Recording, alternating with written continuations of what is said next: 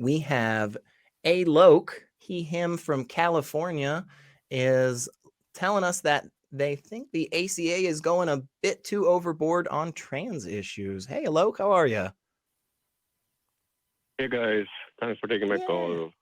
Yeah. Thanks for calling us. I'll just go ahead and let you know that Blayton and I, neither of us are trans individuals, but we are happy to comment and give our thoughts on this. So you think the Atheist Community of Austin is talking too much about trans issues? What do you think? Yeah, I was going to say if Dr. Ben or Katie were here, it might have been better, but I think with you guys not being trans, it's even better because uh, what I was telling the screener was like just making this call itself, right? Having the nerve to do it makes me afraid of being called transphobe or hateful, and I think that level of thing in our society should not happen. We should have open, democratic, civil, decent dialogues without this fear, which happens a lot. And the main reason was that over the past few months, maybe a couple of years, I've realized that even very secular, liberal, far more liberal than maybe all of us, like supporting the Green New Deal or supporting universal basic income, extremely progressive liberal people are being rubbed the wrong way with the um, excessive push or focus on trans issues. I mean, just statistically speaking, I think they're 0.5 or 1% of the population. We have 14% of African Americans who are facing extreme discrimination. Although I agree, trans people are being killed the most, and they're doing suicides the most. So they're the most tormented. But the pushback is more on these multiple pronouns, 72 pronouns, and who should be called what. And there's a lot of Yeah. lack of education and misinformation. Can I jump in Like here a they're being second, given Alok? hard I work. wanna make sure we can kind of have a little bit of a back and forth because there's one thing that I think is kind of important. Just some questions and stuff. Just not coming at you, man. Just really just trying to understand where you come from, and I'll try to explain where I come from. Why are you said that before even making this call, one of the things that kind of held you back was you were concerned about being, labeled or called a transphobe. Why are you concerned about that? I'm just genuinely, what's the reason that you wouldn't want to be called that? Because based on my history of listening to many calls and social media and all, anytime you question it, you are looked at as either not educated or not informed enough about these issues, as So if you don't want you people to have a have a lesser negative identity. opinion of you? Is that the concern that you're afraid that others will get a negative opinion of you and treat you negatively because of that? Am I understanding that? And again, this Uh, this is not a trick question or anything. This is just serious because I no, feel like it's not. that's a really Yeah. good place to start. Why is it uncomfortable as somebody who could potentially be in that space of being labeled as somebody who's transphobic? I'll give you my answer. The reason that I don't want to be labeled as transphobic is because I know that that means that something I said or did potentially was very harmful to an individual and very destructive to a community because of that thing that we were talking about with Grant just a second ago about trying to minimize suffering. I know that the more things that I do in my life that even get close to that vein of anti-Semite or racist or homophobic, those things are bad. And those things are things that I should try to avoid, not so that other people don't look at me negatively, but so that the harm is reduced to that individual and that community. And what I would say is that this absolutely is something that is fully in the atheist wheelhouse. And one of the reasons that I say that is because so often the religious side are using their religious understandings to hurt people. And one of the groups that is being heavily targeted right now, especially in the US, are trans people. And this is something that absolutely I am not going to stay quiet about. I'm not going to be quiet when there is obvious harm. Like you said, you even brought it up. Like, yeah, trans people are being murdered in the streets. That's not just freaking anecdote. That's data. We've got that. And that's horrible. And I think that's where we should all be coming from, right? If somebody comes up to me and they say, man, you're a racist piece of shit, my response isn't going to be something along the lines of, oh gosh, I don't want people to think like I said something, you know, bad. My response is, what did I do that caused harm? And how do I prevent that in the future? And how do I help other people prevent that in the future? Um, I understand sometimes it may feel like, you know, it's just that you skip an episode or two and you think, oh no, we're talking about trans issues again. But it, you know, for me, in my opinion, I am always happy to talk about human rights. And I don't think there's ever a time where we are talking about it too much. You know, whatever it is, whatever the issue is, whatever group it affects.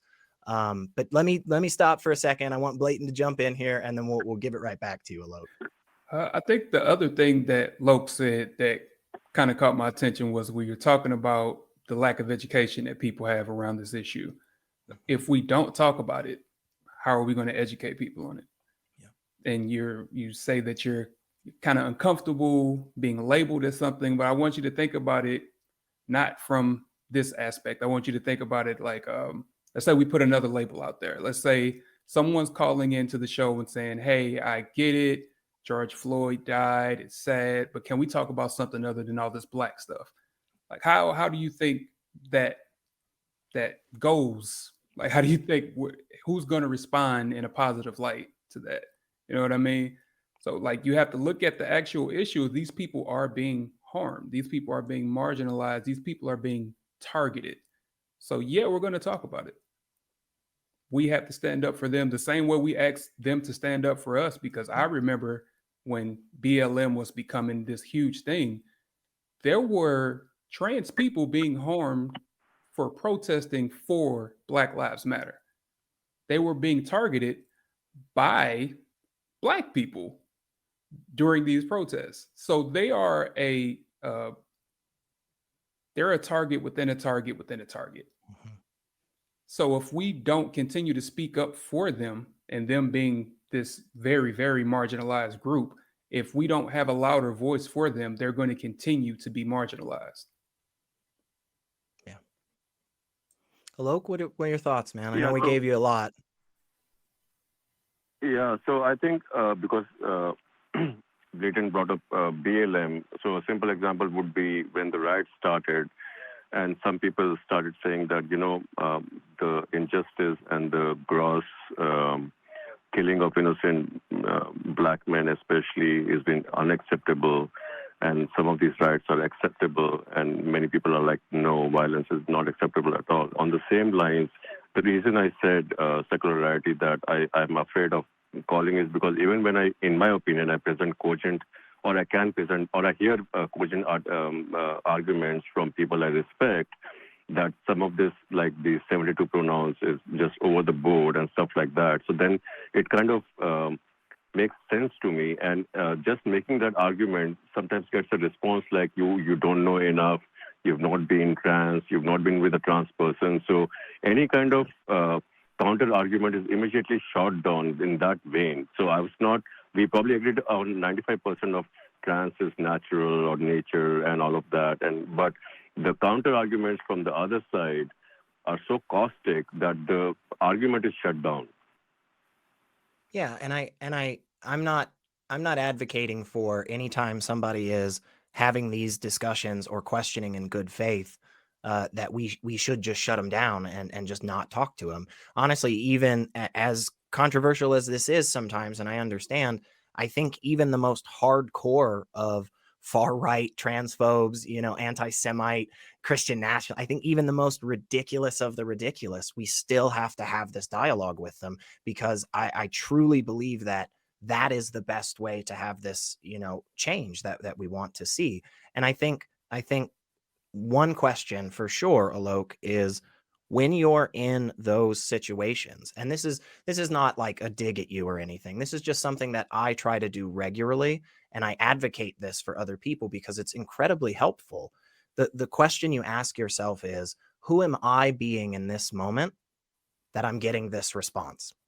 Who am I right now? How am I behaving? What is my character in this moment? What am I saying? What am I doing that this is the response from others? Now, that doesn't mean that there's always going to be a time where you're being, that doesn't mean that there's never going to be a time you're being the nice, rational, calm person and the other person is completely off the rails. Of course, that's the case. But so often, we are looking out the window, right? We're looking at our neighbor and seeing what they're doing wrong, when what we need to do is we need to look in the mirror and we need to ask ourselves who we're being and how we're behaving. In those instances where, yeah, absolutely, I've had a lot of tough conversations my whole freaking life. I love that stuff. There have definitely been times where people have accused me of a handful of different things. And honestly, that thing I said probably was a little racist. It probably was a little transphobic. Like this particular action probably was bigoted in a way that honestly, I just didn't even think about, because that's what a lot of bigotry is. It's just background noise. It's just baked into society. And you don't realize it until somebody does have the voice and the ability to say, like, hey man, what you did right there was actually kind of fucked up, And in that moment, again, where I try to go, I'm not perfect, of course not, but where I try to go is, who am I being? Who was I just now that I got called out? How can I fix that? What can I do better? And if I genuinely don't understand, I ask. But it's not everybody's place to educate me all the time. And if I'm standing at the grocery store checkout line and I want to have a big talk about reparations and all this, that's just not the place, man. That's just not the place, but that's okay, because that's a moment where I said something, I did something, somebody stood up and called me out, and I take it on the chin and I go, that's a mistake. Let me think about it. Let me go ask some friends. Let me try to understand. But yeah, give us some last thoughts here, Alok, and we're gonna let you go because we got a couple of other people that want to talk to us. So Yeah, thank you both. I'll keep it short. I think the success of the gay community has been great. The gradual baby steps and the protests and people realizing their friends and families have a gay member. I think that would be a better solution, in my opinion. It has worked so successfully, and now we have like 70% support for gay marriage. I think that would be my prescription. But thank you both a lot. Yeah, thanks so much, Alok. We appreciate it. Yeah, I feel like that's, there's always an opportunity for us to learn and do better. And I just think if we've got that opportunity, why not take it, Yeah, but let I me, also think it's like it's a big thing to how you approach this. If you go Mhm. in with the thought of, okay, I'm just going to listen because I want to know more about this, then yeah, go in it with that. There's no need to be defensive if you go in with just, okay, let me take in this information. You don't have anything to defend there. Right. Yeah. And I think that's a really, really good point. Exactly.